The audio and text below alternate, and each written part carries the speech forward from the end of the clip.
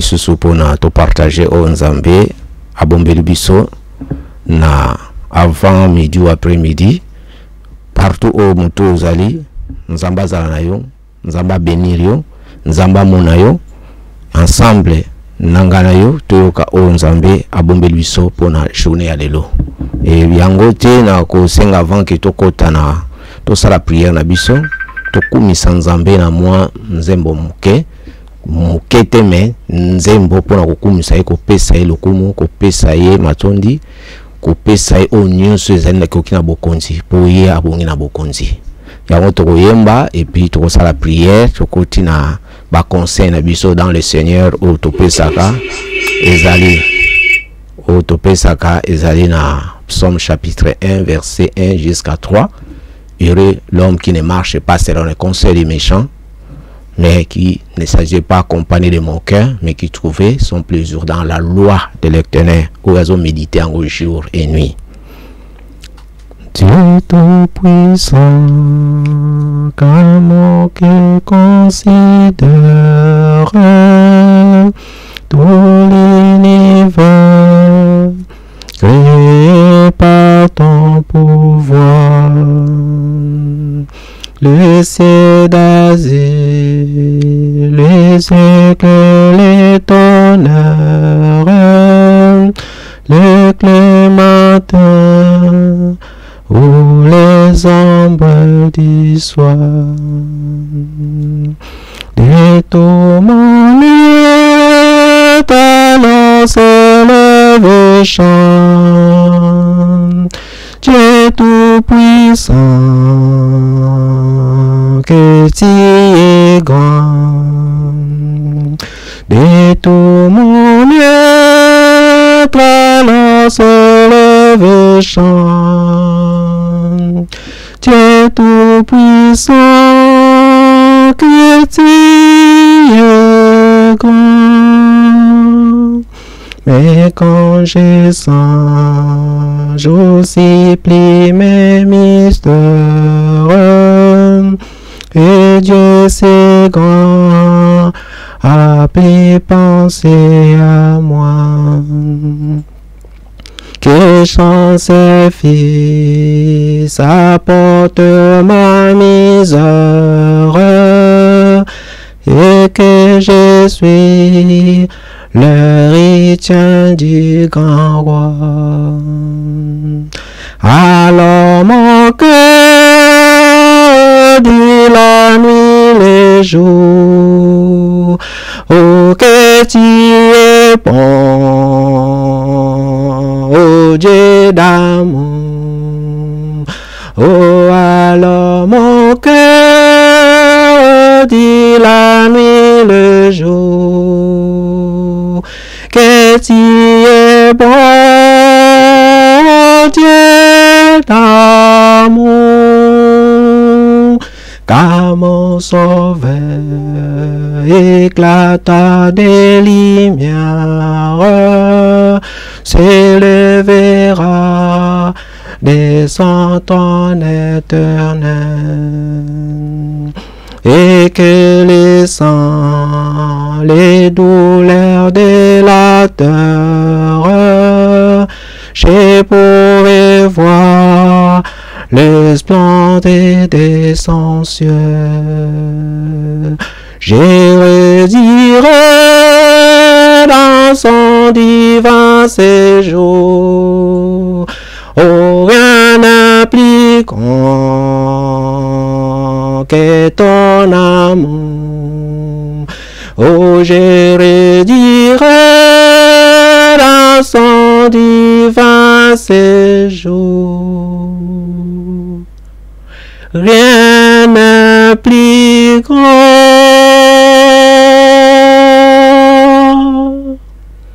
que ton amour.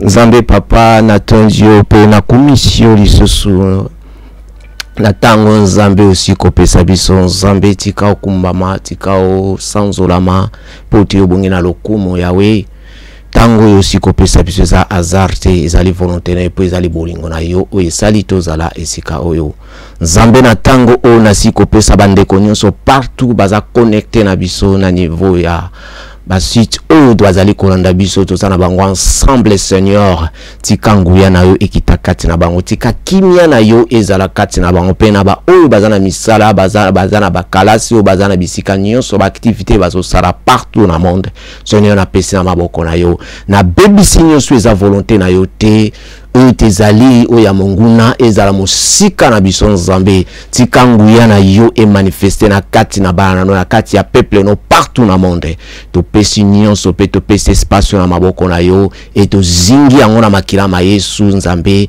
e te yo za na biso e bandeli kino suka na enseignement oyo to kopesa ba conseil oyo to kopesa dans le Seigneur. Merci papa o nyonso lo ba matiki eza la volonté na yo no eza la volonté na biso tika yo utiliser monoko na biso utiliser nyonso toloba ezala selon la volonté na yo na kombo na Yesu Christ peto sikoloba. Amen. Bien peuple de Dieu, lelo toko partager toko ka conseil dans le Seigneur o bazo pesa biso ke dans titre na biso toko partager toko loba ke peuple de Dieu asseyons-nous à la droite de Dieu. Peuple de Dieu, asseyons-nous à la droite de Dieu. Et nous le peuple congolais, asseyons-nous à la droite de Dieu. Notre gouvernement, asseyons-nous dans la droite de Dieu. Notre assemblée, asseyons-nous dans la droite de Dieu. Et tout tous à la droite de Dieu. Pourquoi tout le peuple? Parce que au total que Nzambe a sala biso na lolenge na ye. Oyo nyonso azali créateur ya kati ya maboko na ye aza peuple na ye parce que mutasali biso Satan asala mutu moko te yango tolobi peuple de Dieu partout ozali et te yango ya yambo balobi ki enseignant tomoni enseignant ko fanda et tomoni balobi droite de Dieu loboko ya mobali o ya Nzambe. Être assis balobi enseignant eza être assis à la droite de quelqu'un, donc ko fanda na loboko ya mobali ya moto ya quelqu'un à droite du côté droite. Surtout tali na Psaume chapitre 110 tout le monde a été basé sur la droite. Na Psaume chapitre 110 verset 1 balobi ki parole de l'Éternel à mon Seigneur, assis-toi à ma droite jusqu'à ce que je fasse tes ennemis ton marchepied. Balobi que la parole de Dieu l'Éternel que Seigneur afanda na loboko na ye ya mobali ndenge tobi Jésus Christ akufaki ala mokaki afandi na loboko ya papa ya mobali oyo azaki intercéder pour na biso et yango lelo oyo tomoni qui signifie que à marcher droite, c'est signifie à marcher obéir strictement aux ordres de Dieu. Sans dire c'est que le commandement de Dieu. Moto afandi na droite de Dieu, aza moto yo azali ko obéir na ba ordre ya Nzambe, mibeko ya Nzambe o to bengi le 10 commandements o Moïse apesaki, le 2 commandements o Jésus alobaki okoninga Nzambe na yo na motema moko na boningo na nzoto na yo mobimba pe na makanisi na yo. Et puis okoninga moninga na yo komo komilingaka yo moko. Et yango le 10 commandements les a conglobé 2 commandements sur l'amour. Et yango tout le monde que pourquoi nous devons nous asseyons à la droite de Dieu. Pour la nini toro ko fanda na droite ya Nzambe. Droite eza koloba nini? Parce que tout le monde n'a Psaume balobi bien. Assis-toi dans ma droite et jusqu'à ce que je fasse tes ennemis ton marchepied. Ennemi na yo azanani.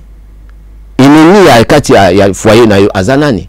Ennemi ya vie na yo azanani. Ennemi ya pays na biso azanani. Ennemi na kati ya lingoma na biso azanani. Ou lelo aza kotungisa biso to ebi gentil babi que les voleurs ne viennent que pour dérober et détruire. Munguna za partout où yazo lukasala ni to ka banzembo bayemba. Satan azali na yo tango nyonso. Halalite halingi abebisa yo butu se moi halalite do Satana alingi abebisa yo tango nyonso butu moi aza toujours prêt pour à détruire. Et te témoigner à Jésus, Nzamba zolo ban Jésus que fana na droite na nga et jusqu'à na comme ça ennemi na yo marche pied. Oko tambola likolo na ye. Akongu Nzamba pa na yo ako kita devant yo. Monguna akwa ko senga yo pardon. Ako kita pe mususu oyo lobi na sens que ako kufa obandi ko tambola likolo na ye. Parce que marche pied loko zo niata. Ozo niata ye pena de moto so niati akomi sous contrôle na yo. Donc à koku ko sale lo mususu akoko bougete et te ango balobi ke so total na Ephésiens chapitre le to autant ba verset mingi pour le conseil no maman. Ephésiens chapitre to autant moi critique le verset chapitre 1 verset 20 à 22. So total na 1 à 20 à 22 balobi et il a déployé en Christ en le ressuscitant des morts et en le faisant asseoir à sa droite dans le lieu céleste, à déployer en Christ et à ressusciter des morts et à faire fandicier dans le bokonaye et dans le lieu céleste. En verset 21, balobike, la 21, au-dessus de toute domination, tu parles qui sur les enseignements, la domination, la puissance de domination, comment dominer positivement, comment dominer, et toute autorité, de toute puissance, de toute dignité et de toute nom qui se peut nommer non seulement dans le siècle présent, mais encore dans le siècle à venir. Et dans verset 22, et il a tout mis sous ses pieds. Et il a donné pour le chef suprême à l'église. Tout le monde aujourd'hui, l'église représente Christ. Où tous allez former corps de Christ. Et puis, ce qui est quitté, dans verset, dans chapitre 2, toujours tout ce dans Ephésiens. Dans chapitre 2, dans verset 6, balobi bien, dans verset 6, pas être quoi, il y a un titre enseignement na biso. Na katia ya conseil na biso balobi na 6 et il nous a ressuscité ensemble. Balobi il nous a ressuscité ensemble. Donc elingi kolobake Jésus Christ tango akufaki biso peto kufaki na bomontote mena molimo. Tango Jésus akufaki biso peto kufaki. Alors tango azoko ressuscité ye. Alors bien que résister ensemble, tant bazo bakimutazo résister ensemble donc avna bato, mais non physique mais spirituel. Balobi bien en verset 6, balobi bien, il nous a ressuscité ensemble et il nous a fait asseoir. Yango babi que to fandana na gauche ya papa. Alobi que il nous a fait asseoir ensemble dans le lieu céleste en Jésus-Christ. Donc, à l'obi que afandisi biso ensemble dans les lieux célestes. Donc, yonangai tozali dans le lieu céleste au fandikuna. Et lingi koloba moto oyo afandi na droite ya père. Moto aza na droite ya père. Moto azo tambo dans la crainte de l'Éternel. Moto azali oba bengi le vrais adorateurs.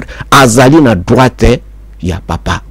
Donc aza na droite ya papa. Soko lingi lele monguna na yo akweya. Soko lingi makamuno e marché. Soko to lingi mboka e tambola. Soko to lingi makamuno yo zala toujours o ezalaka e marché malamu il faut zala na droite ya père. Parce que toza déjà na droite na ye. Ezo sengi na biso ki to tambola na mibeko na ye parce que le bina Jésus Christ fanda na droite na nga jusqu'à éliminer okoma marché pied.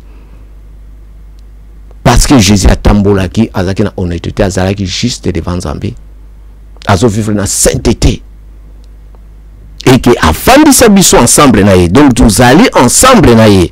Mais tu dis bien que alobi que parce que il nous a ressuscité ensemble avec Christ et il nous a fait asseoir ensemble dans le lieu céleste. Donc na molimo tozali na lieu céleste tango yozo tambola kobanga nzambe yozo tambola ndenge nzamba sengeli donc ozali na droite na ye.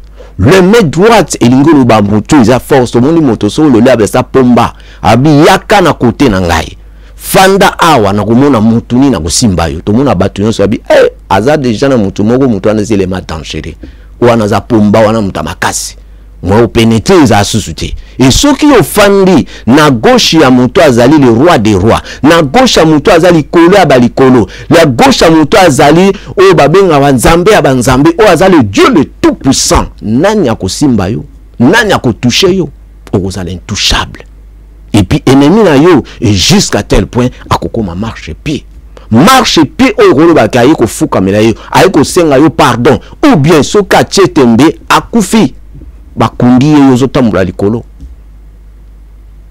à disparaître et te yango esengi da biso ke tolinga ke toza na droite ya père et ce que nous vivons aujourd'hui au milieu de nous et dans nos dirigeants tozomona ke toza sous na droite te est-ce que église okendaka ezali na droite de Dieu est-ce que libala na yo ezali na droite ya père est-ce que gouvernement na bino ezali na droite ya père il faut tout la question ce qui se passe aujourd'hui ils ont vraiment mawa ezali kolakisa ke nous ne sommes pas dans les droites de Dieu et surtout aussi si nous parlons surtout au Congo parce que pour le moment crise est partout sur aucun même na Angola il y a batu bazakolela aucun na Congo Brazzaville aucun na Gabon aucun batu nyonso bazakolela alors pour essayer na biso ndeko tozala na droite ya père donc to batambo na ko banga nzambe tozala ba vrai adorateur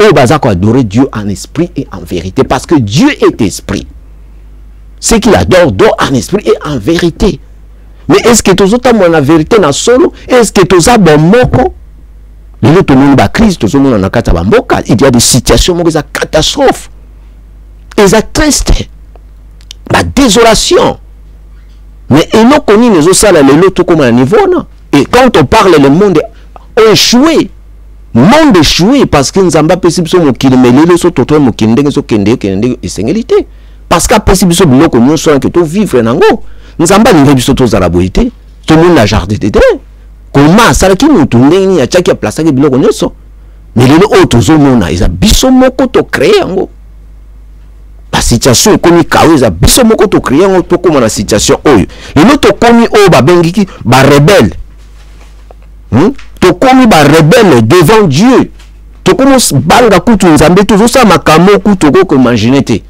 mutu comme ndo sala ba biloko moko oyo ekoki jamais ko salema.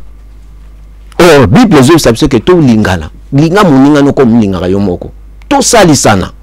Mais les autres ont na batu ba komi ko vivre selon bango, ba profil na bango, ba intérêt na bango. Bible le dit que tout considérer les uns les autres, intérêt aussi à les uns les autres. Et non seulement à biso. Kaka famille na kaka nga kiaku.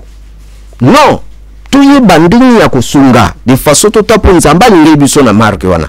Mais les autres monde bamboka la biso ce qui se passe vraiment ils ont ça la passe na bakati ya balitonga makamuzo loka na kati ya litonga okondima ngote okoki jamais ko imaginer ngo okoki jamais ko ndima o izo salema na kati ya lingomba eza pena pasi ba situation oyo ke ozo mona même ba papa molimo bakobi mwana ba jeune fille bakomi ko détruire la vie ya bato et tout le monde na kati ya ba assemblée na balingomba.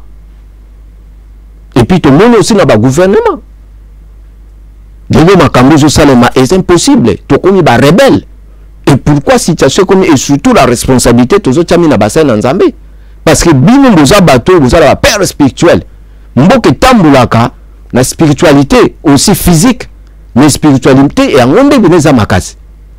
Parce que tout le monde ba conservation ba côté na ba bloc ba loge. Payer comme autant la loi fait musala il faut pas ces conditions. Quel genre de conditions? On peut ça sima quoi? Yo moi si faut bimana mutu ça là mais c'est impossible. Biloko wana comment? Et quand on parle pays babengi état de droit. Nous ça la libre arbitre à quel comme musala on peut ces musala mais non peut ces conditions. Grâce à nous biso bassin dans Zambie et les autres détruit le peuple de Dieu parce que pour la nini tout qui les salé tous ont créé nos côté ce n'est que désordre ce n'est que babilo ko tout monde là bas intérêt mais bateau chantre banane tout ça na bata mokito comprendre bango baza bateau nzamba sali mais baza na ko bunga biso mutu photo ramener bango dans la parole de Dieu pour pas vivre ce qui est vraiment la vérité. Mais aujourd'hui, on a une différence. Bato ensemble te mingi bazo balelo même situation ya Congo bazo ba keno situation ya Congo bino bozo comprendre te ezama ba ensemble te pour to sambela no tozo sambela te to zapena na droite ya Nzambe te parce que si to na droite en Nzambe afin de biso on spirituel mais est-ce que tozo ko tosa eza lokola Saint-Esprit travailler ngona Saint-Esprit so za kati na yo tango ba nosa mabe elongwe et déplacer tango zongi balam azongi donc eza automatique. Et ndenge pesa liona parce que Nzamba alinga biso depuis à commencement mokili.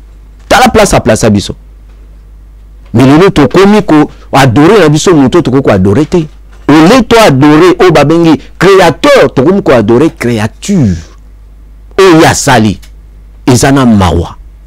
Ezana mawa. Na kati même na ba dirigeant biso. Alors so to tangi na verset na Ésaïe chapitre 30, dans verset 1, balobi bien, malheur du l'Éternel, enfants rebelles, qui prenaient des résolutions sans moi et qui font des alliances sans ma volonté pour accumuler péché sur péché. Balobi bien pour accumuler, amasser, rassembler. Donc masumu na masumu. Donc to commence à donc na kati ya koto mona kati ya litonga pitopale na pitopale. Donc yo ba benga bla bitoto. O izo sale mais impossible muto azo sala makambo azo banga sute pour na nini azwa na ba profit. Aza na jeep, aza na iloko mobo, aza na ndaku, ba mona ye, bayemba ye, baye, bacha eka. Papa, to bando koma na suka. Batela molimo na yo, batela âme na yo place au no fanda. Histoire cité sur le profit, histoire de continuer. Oh tozo mone ko tikala. Mais place to kei. Papa to vivre éternel, pas tout ça éternel. Esprit, le seul mutaboma esprit c'est Dieu. Abomaranzoto aboma esprit, mais sata abomaranzoto. Place ni molimo no ko fanda. Oh tozo mone za bisengote. Musique to mone za bisengote na likolo kuna leki. Jésus nde aza fin na nyonso. Mais autres Zolanda et Zababikeko. Yango tolobi bien balobi que pour accumuler le péché des péchés. Na verset 2 balobi qui est de descendant en Égypte sans me consulter pour se réfugier sous la protection de Pharaon. Ba descendre bateau bazo passer quand on parle Égypte ils ont parlé babiloko bateau bazo no kota ba domaine na mabe na ba kisi na makambo ya banganga bakozwa ba longe et c'est ça qu'on appelle parce que Égypte a na kisi makasi soko moni même les États-Unis ba mbona on ba chaka ba pyramide Égypte ba sala ba lias moko ya mabe o lelo bango ba ko retrouver bloko na ezongi mais boza ko descendre bo kiti kuna bozo ko sala ba alliance sans même Nzambe. Même na gouvernement, même na bassin Nzambe, même na peuple, biso bandim. Ndaba chante tout. Bokomi ka se nenga pena mona na yebana. Po na bisengo moko ya tamoko eza temporaire. O yebana ngo ekosuka. Mais boza ko kenokuna. Oh balobi na verset 2, le verset 2 balobi qui est constitué pour me réfugier sous la protection de Pharaon et chercher quoi? Abri sous l'ombre de l'Égypte. Pour la protection dans l'ombre de l'Égypte. L'ombre de l'Égypte, c'est la ténèbres. Obscurité. Le voleur ne vient que pour dérober, égorger, détruire. Le père des mensonges. Ok, ko bata na l'ombre na ezana mingi bazo tamla même na baka bazo fa na bata baitonga bazo vivre na l'ombre ya ténèbres. Papa okota ke église obimaka Nzamba yebiote. Les gens sont confiés. Lieu de tout le monde va réclamer. Aucun de kuna. Ils ont vivre dans ma camour et ma baie. Et Tebalobi, la protection de Pharaon sera pour vous une honte. Protection, il y a Pharaon et ça honte pour Napino. Protection, il y a monde à ténèbres et ça honte. Tout le monde na bateau, tout le monde na sima, tout le bateau, tout bakena ba domaine wana. Basukandeni. Le tala ba famille na bonde bakoni. Dans la situation bazo kenan et nenge to wolo ba même na kata ko tout ça ka berer to adora ka bato to adorete parce que le père on a déjà biso asala ki ba alliance belé à mabe tala ba alliance wana ndenge ememi malgré le baquet to le bara bien père muto aza diriger to finga ke to le bateau to crise caractère papa nyo so ndako soki aza papa zo timba ndako aza muto bazo respecter mais soka koti na domaine wana akoma muta mabe parce que souke loko wana ezaka mabe yango tozomona ba catastrophe mususu ezako ezo manifester parce que ça biloko be fait nango bandi ko manifester yango ezo sengela biso ke tozana na droite de Dieu totamba na ko banga nzambe tozala ba vrais adorateurs toyeba kozana crainte de l'Éternel pour être tolonga mona po tolingaki monguna ya Congo koma marche pe ya congolais il faut congolais yebake bozala bomoko bolingweza la kati bomoko wana ba obenga bomoko wana yango eza ko englober ke to koma ba vrais adorateurs toza kotamwa na crainte l'Éternel na ko sa moninga mabete. Est-ce que ce mona muntu pona zunzo to na ko mukata ngba nzete ba mbeli aso sa mabe jamais akobatela ngwa koninga kuté zokate bongo poko sa moninga nyo. Alors yango je sais na biso abike protection à frère eza honte pona bango et pona muto azanen et la bisou l'ordre de l'Égypte il est ignomine. Ignomine c'est que état de quelqu'un qui a perdu tout honneur. Ignomine eza ko laksa muto a perdre honneur nyonso. Yango to mona muto so sa simbiki su suka na ye a perdre tout. Parce que ezali ni munguna tanga ko peso ngo. Tanga ko humilier yo. Tanga makamne so ko bima makamo sala ozala mutu moko okoma donc na valeur ressuscité. Et c'est le temps, c'est le moment yango tozo senga na basal na nzambe la repentance. Repentance. Repentez-vous. Le mot ezo ko travailler mikolo nzambe Dieu parle d'une manière ou d'une autre. Nzamba lo baka na ba façon ebéré. Nzambe abandi ko loba peuple de Dieu repentez-vous. Peuple congolais repentez-vous. Il faut tout ça la repentance. Oh bayambi Yesu te bayamba Yesu parce que nzambe alingi yo. Yesu akufana pona mutu nyonso. Et tanga lobi ke tanga kufa ki to kufa ensemble. Tanga lamu ki to lamu ki ensemble. Et te tozali na kufanda na loboko ya papa dans le lieu céleste. Tozali ensemble. Et te sengeli na bino base na nzambe bozonga pa ya nzambe.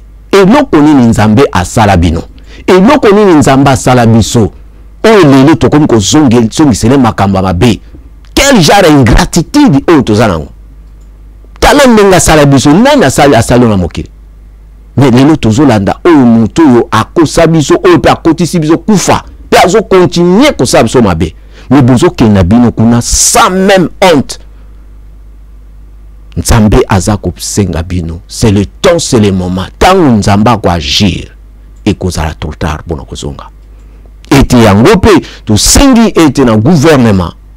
O etali gouvernement utio bimasika. To moni ba critique partout bazoloba. Critique aussi et bongisa rappel moto. Critique ko ba bingi réprimande ça la vraiment quelque chose dans moto que tu ko pena ina ba erreur. Tikana bongisa. Tozo senga na gouvernement congolais o bimisika. O tout balobi au président Seigneur balobi makambo ebere nga komona ngeza Jean batumi bangalo lo ba Jean baza ba miyibi besko bato azaka basa batu makambo na be banota ba kombo ya Jean mengala lakisa ke Jean o bino bolobaka na ezayete ngana za Jean o ya Bible.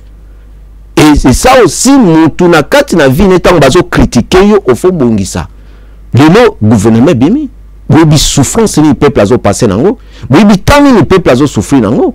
Biloko nyonso eza na kati mboka na il faut peuple a bénéficier nango. Alors bon ça l'effort pour na lobby mboka on ebonga.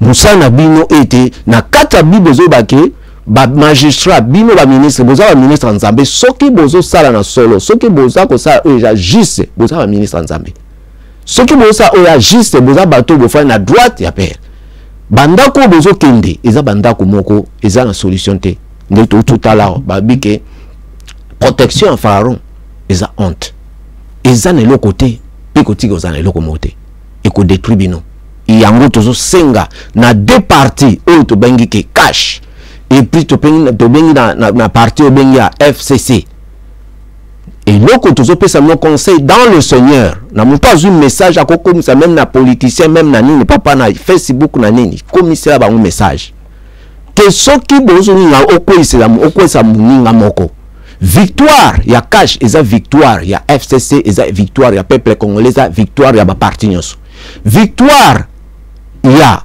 cash ou bien ya FCC nyonso eza bomoko mais soki bino FCC bolingi jamais que non il faut to caler mutu oyo biso ke na mandat sima tolonga papa bokokweya parce que bokeba bonyama oyo bozonga bobwaka bokanga motu bino mo bokanga bonyama ono parce que boyeba ke bino boza majorité boza na majorité wana oyo boza nango lelo soki e marché te bino boza na botere nango bokeba so bozo penser que président Félix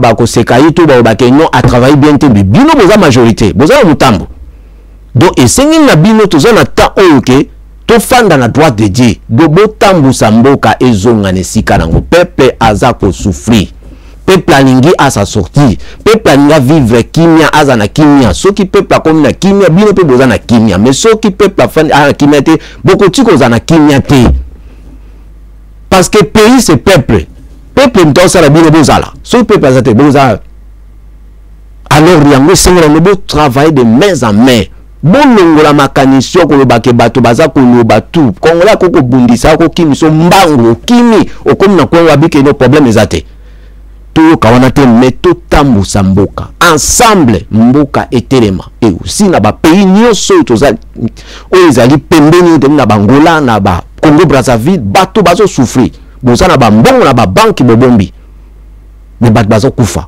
nzambe aza kosenga bino azo begi mino pour l'amour du ciel bosalango alinga bino pratika olinga bino aza na besoin na bino mais bosala o eza volonté na ye soki bo continuer tango ya kozwa makambo amen et kozala trop tard pour na bino c'est le temps to sala repentance erreur bosalaki bozongisa ngosima et tena ko dresser aussi na le président o babengi ex-président o yazaki na biso bato bazolo bato musu bayina yo bato musu pe balinga yo tomoni le président alimbisi yo adubo travailler il y a aussi peuple musu balimbisi yo mais eloko na ko senga conseil dans le Seigneur cause la vengeance te vengeance peut ça pas nzambe so cause la droite de Dieu o ça vengeance te donc linga ke o sa ke erreur o zongi sango toza bato toza ba être humain toza na ba faute mutu mo aza saint azate mais bosa l'effort mboka onezonga bosa l'effort même so bosali yango lelo même ba grand oyo bozolanda wana bango bakokoma ko begi bino bakoma ko yapa na bino oleke bango bapeza ngo ba sanction bino lo pesa ngo ba sanction mboka na toza eza ba demi paradis hein ce qui est là bobo dirigeant ngo bien bato na bakoya ce qui le peuple aza bien mutu ya mako simba mutu mutu ko simba biso to peuple to kotelema te oza mutu na biso to ngite mais ceux qui besoin maltraiter même na kata ndaku yo sozo maltraiter bana na yo un jour bana ba wanga na yo mwana to ka na kata ndaku no bana bazo souhaiter kufa okufi ba sepeli eza déjà abomination un papa azaka na mawa na bana na ye un papa azana fier na bana na ye de l'autre ozo passer en Afrique du Sud eza shame pour l'Afrique eza shame pour la noir de l'autre la besoin de bande ko na bino.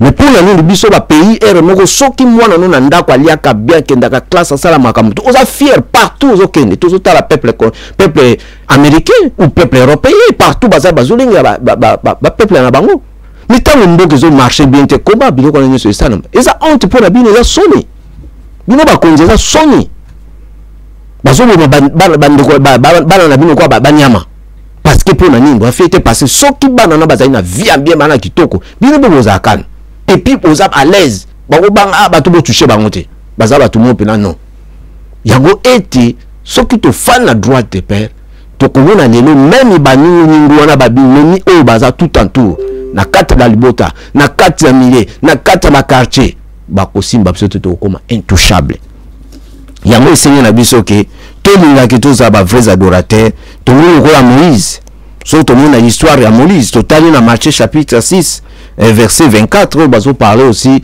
na bassin nzambe et aussi les gouvernements to qu'on servit 2 mètres à la fois. Sur autant dans Matthieu chapitre 6 verset 24. Tu qu'on servit 2 mètres à la fois. Ou bien on dit parce que tout le monde est non nous soit côté azolo bamaka manzambe mais aso simba bakisi. Et ça 2 mètres au servir en des fois. Mais ils ont malamuté.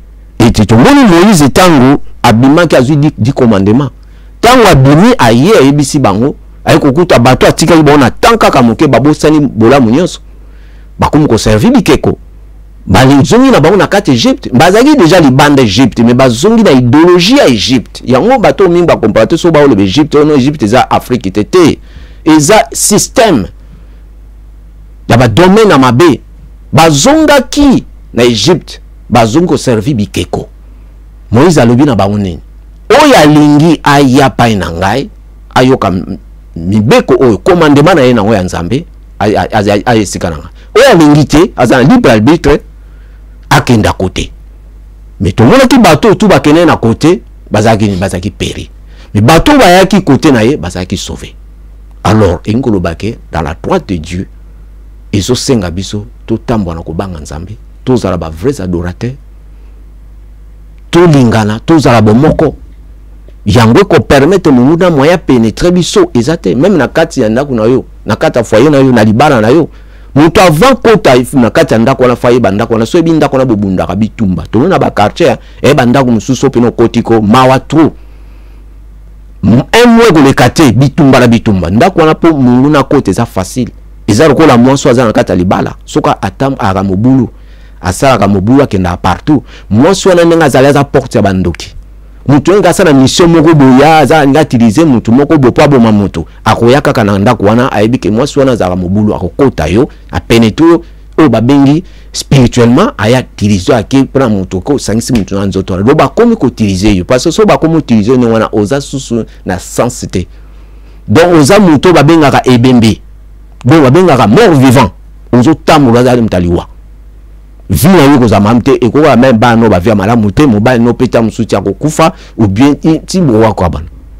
Alors yango était tous à la prudent na babiloko wana et façon que yango c'est une repentance que tout repentir tout tika mabenyo sona tout tambula tout banga Jésus-Christ tout tambula na kobanga Nzambe et puis o ba yambi Yesu te ba yamba Yesu et ça nécessaire parce que Oda kufanda na droit itozala na ba vrais adorateurs to lukanzambe pena na solo to tambo na kobanga ye et pona ennemi aussi à peuple congolais ennemi aussi à vie na biso ennemi aussi le peuple de Dieu azala marche pied na biso to tambo na kobanga nzambe po balobi na Psaume chapitre 138 et na verset 7 et 8 balobi na biso que quand j'ai marché au milieu de la détresse tu me rends la vie et tant que nous tambo na milieu où il a mis la détresse na ba passe na ba souffrance au rendre la vie et tu attends ta main sur la colère de mes ennemis au côté le beaucoup non pour na ba colère na ba kanda na ba complet ya binemi na ngai et que ta droite me sauve droite na yo eko sauver ngai to yo ko mona somo bazolo ba toujours droite na yo eko sauver ngai.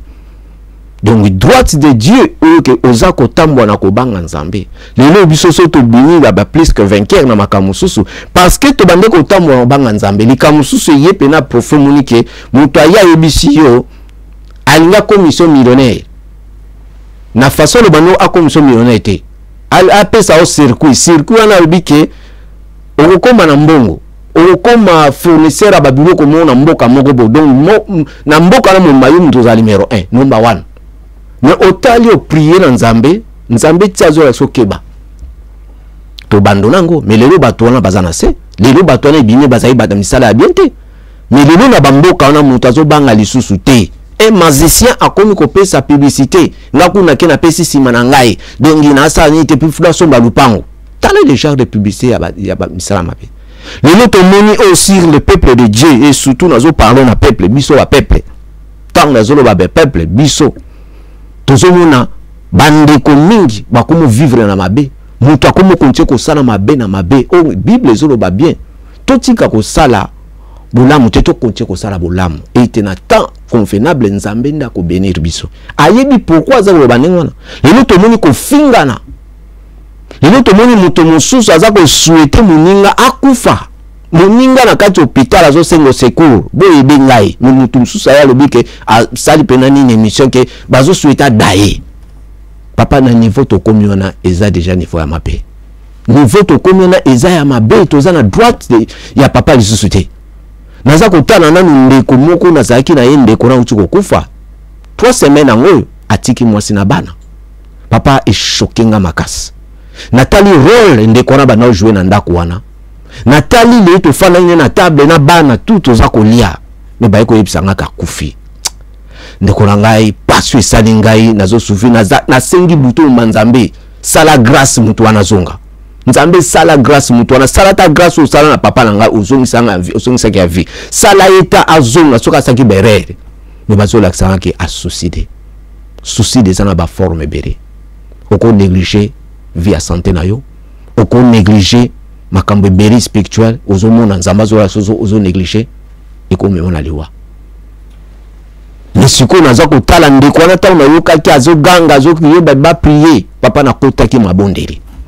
na koti mabondeli ndeko wana prier na ngana senga ine na sengi nzambe na uti ko perdre moto ndeko na to kufatiki mwasi na bana akomi obabengi veuve yuza père de veuve mais na ningi se ba veuve ba continuer nzambe zana mawa mwasi wana na bana wana na sali prier mele ta on mona ndeko na bimi na media zoloba nazaki na sengorabi nzambe kumbama eza prier na ngi et délivrer te peut-être yo peut-être mususu pe a prier ki supona ba te belé c'est ça autre ko sala biso nyoso ko za ba roi te biso ko za ba président biso ko za bonité to yeba parce que eloko to yeba na lito to zo bundeza charnel eza spirituel et le lenge moko pe na ko senga aussi na opposition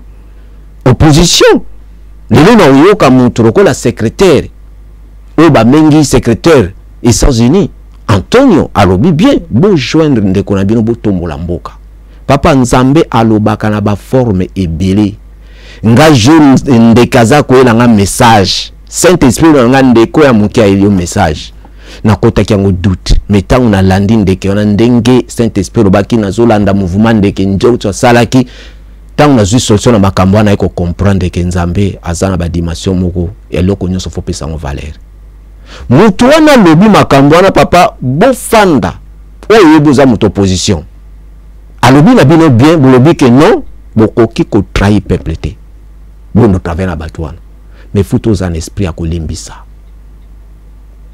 Jésus Christ alimbisa ebisote masulu to sala o to sala nzamba sali tout tala ma nzamba non mais pourquoi to limbisa te to za esprit akolimbisa alobi bien bolobi non to ko trahir peuple te mais keba parce que batuwana mono bazolo ba makambo na bayebi pourquoi bazo parler biloko wana au monde essence inoneza na batu musu bazana ben impact basala makamsu ba mona ka moyen lobeya te po aussi au signa soko sel faut pas ba lekio mais soka zolo ba alobi na kimokolo alobi na ba forme belé to roza on ba dévoler musu ko zo ta musu to ko ba ke ba corrompre musu to ko ba ke non peut-être bon sentiment kaka bon mususu alobi yango pena na selon sens que tala botika bloko bozo sala bokene bosanga botel msamboka na bino botika distraction o bozo sala en esa distraction eza susu bozo mema ko de peuple na passe parce que eloko toloba la fois passée toloba qui bien opposition échoué or l'opposition na ndenge bozala ki wana soki pena boaki sima ya le président le Félix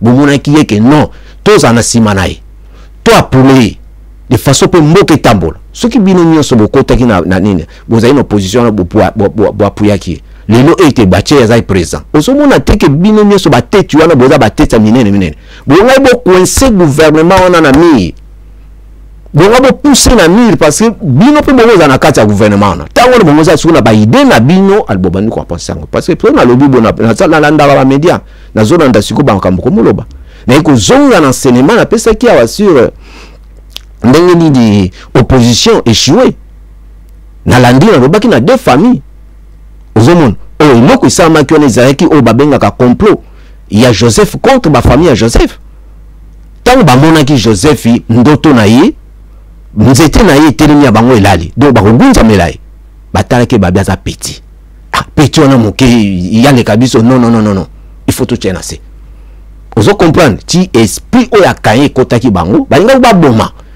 mais moko kaka lokola esprit de Dieu peut protéger ka ba ko mona ke ba tekaye mais tant ba ki ko retrouver siko ba ko kuté kaka na ki bokonzango eloko balinga ba bomangwana mais tala ndenge sauver bango et le longue moko ndenge tozolo ba lelo na kati mboka nso tozobo mabatu msu to ko bomate to négliger batu msu ko négliger te biso nyeso to botama ba konzité et puis le konzi ezali don ezate il faut aller botama nango ozomona parce que eloko wana o bino ko ba keta mususu bon bozo réclamer non to moni ke dikamono to continuer nango eza esprit ba benga esprit ya Guaido esprit ya Venezuela. Il y a des termes on peut employer. Esprit à Venezuela. Il y a un moment qui secrétaire qui botika boki no sangala. Esprit à Venezuela les anini esprit au rôle que na gagné population, na intoxiqué bango baza simananga na duka grand pays moko boye o babenga ba grand baza simananga ba puyengai de façon que na déroger bato mususu. Or beaucoup même mboka na kao. Parce que tout le monde a déjà exemple en sami. Na bamboka na mususu ba coup d'état ni sami et simbité. Il y a déjà la Bible qu'on est simbate. Ozomon. Ce qui te zolo ba bloko parce que to ki batu mingi to sel ba débat. Minga yebo no frère dio zolo ba bona pena za nzambe mutapona ki. Mais ce qui nzamba pona ki. Muto ya ina bon nzambe. Bible obini so ba betinga mbata na pesa wat. Kozo nsaba bena mbabete. Ce qui mutayibi nga bokonzi. Na pesa on so pa nzambe.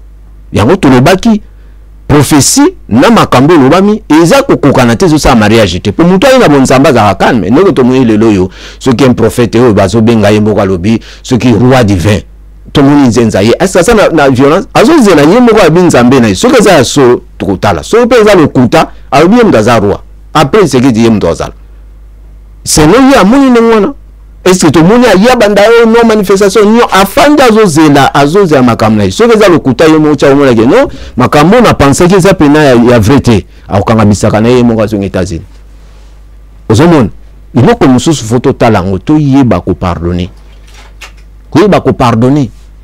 ensemble tout un samboka esprit à Venezuela na esprit to moni mboka na ndenge komi pour nani ba grand ba linka nini parce que pour les mbande to zolo ba bobodi nzamba sana kanda surtout ya mindele na ba contrat o lelo bonga bo sala o ba ki ko tai peuple vini o to bengi ni Genève ezaki ko tai peuple ko signer ba contrat mindele o ba to ba détruit ba mboka na so décennie jusqu'à présent bazo piango baza mo sans pitié to monaki lelo peuple de Dieu a to moni peuple congolais a qui partout à sengaki au secours partout à Kenya banina sengi au secours non bazo boma bato est seconde to monaki elo ne samaki elo mo samaki te ils s'en foutent ba ibi que monto na fandi pa fa na vivre ne pe à Kenya pe na réunion ni pas ya asali maso ne pas zone azana à l'aise bon le bo ba ke monto na déjà ke bo bien que criminel do ba kanga papa bo mitala bino moko bo zonga ka pa bato na yede bino et c'est ça aussi ndenge nzamba la kisaki bato wana nzamba za kana na bango apesi bango nyonso mitande bazo sala tout ça ba frère tout ça ba sœur et ça to ba mindele nyonso te et ça ba groupe individu moko ba fangani bazo sala ba désordre na pona ko détruire bato yango to robi peuple de Dieu surtout le peuple tozo lo ba ke bandeko bozo manifester ko finga de ba ke lit na mseza charnel et spirituel ba lobi na 2e Corinthiens chapitre 2 verset 10 chapitre 2e Corinthiens chapitre 10 verset 3 à 6 aux 8 ans si nous marchons dans la chair nous ne combattons pas selon la chair ce que tu marches tu combats mais l'item c'est spirituel bateau bozo finga bateau bozo bunda na bango bata bateau allonge papa ce que zondo kota biloko na yeba kwa komba zo bunda yeba wa moto zo finga bazo tala bazo seka yo moko zo kota na kata poto et yango et non senga même la position ce qui va continuer à forcer le comme sous bouteille on a façonné beaucoup ta poto nous bani so continue na bazambo ya poto wana tant on force aux dina tant on force ti au kitalin on a c'est donc aussi la carrière aussi la marmne c'est aussi là ensemble tout ça au bamen Congo sika tout ça au les familles sika au libota sika au vino sika tout ça na droit de Dieu de façon que na Galates chapitre 22 chapitre 20 va dire que j'ai été crucifié avec Christ et si je vis ce n'est plus moi qui vis mais c'est Christ qui vit à moi et yango parole les autres savent bien que ceux qui te crucifient qui naie ceux qui nazo vivre c'est Christ azo vivre na ngai et ceux qui zo tamba na ko bangaye Il n'y a pas de condamnation pour ceux qui sont en Jésus-Christ. Et dans Colossiens chapitre 3 verset 12, bien, si vous êtes ressuscité avec Christ, cherchez les choses d'en haut, où Christ est assis à la droite de Dieu. Dans verset 2, affectionnez-vous des choses d'en haut et non à celles qui sont sur la terre. Toi affectionné avec l'eau likolo, toi tambo na kobanga nzambe. Oh nous sommes qui les koleka. Toi qui ne loko mokote, to kozonga pe ne loko mokote. Toi ka mitaka, to kozonga ndenge to akiona. Biloko nous sommes qui bozo wele la bakar, ba jeep, bande konangai. Bozo sa musala pamba. To lenge la place trondo fanda. Jésus-Christ yé wanda. Oh yazali le roi des rois. Oh yem ta simbi makambo nyonso. Asimbi bomoi. To moni ba continuer ba kufite. Maladie. Mais alobina Lazare sort. Abimaki identique. Abimaki to atengama. Oh nini. Mutu sa kufaki. Yem tazana vina maboko. Alobi azali chemin. Il y a vérité et la vie. Mais Satan azali chemin. Il y a mensonge et il y a kufa. Yango ete le loto sugi awa. Nasi to kontie mbarasema. O nyoso bazaki connecté. Nzambe abene bino, Nzamba fungole bino soumaele, bino pe bo développer l'enseignement, bo lukato aider les uns les autres pour mboke talma, pour vina biso, ba mboka na biso zonga, eza malamu, eza lete bakumbo boma batu partout, na ba félicite, na ba nini tout ça, tu dis que monde est à bouleverser, mais Nzambe aza toujours Nzambe, ceux qui te font à droite na ye, to komona makambo aussi, ceux qui le gouvernement bo font à droite na ye, bo komona makambo extraordinaire, boko kamwa monde ko kamwa bino e ko imba bino parce que pays ya Congo eza mboka mo ya promesse eza o Nzamba zo ngasa makambo yango te sengeli na biso toza la peto devant ye pona ete ba promesse wana ekokisama yango tokomi na fin to sala prière to pesa Nzambe so merci na makasa pesi biso pe na temps pesi biso pe na souffre vie Seigneur Dieu na komisio pe na sanzoli lisusu Nzambe ozaki na biso pe komisio na soka tika maroba oyo ezala ekota droite na kati ya mitema ya bano partout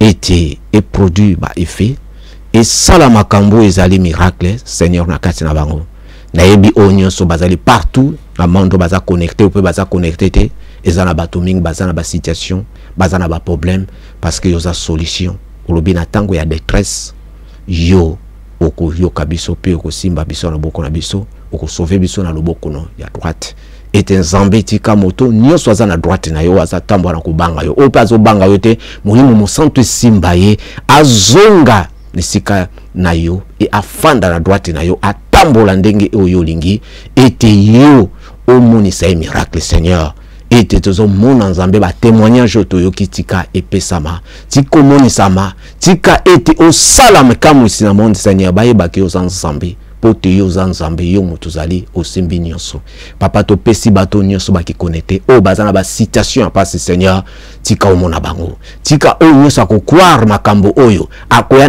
na gauche na yo eke akoyamba Yesu Kristo afandi na gauche ndenge yo fandi sana molimo pe afandi na musuni Seigneur tika miracle et salema na kati ya vie na ye na kombo na Yesu Kristo pe to sikoloba amen. Bien na sito comme na fin botika la malamu to ko mbalasema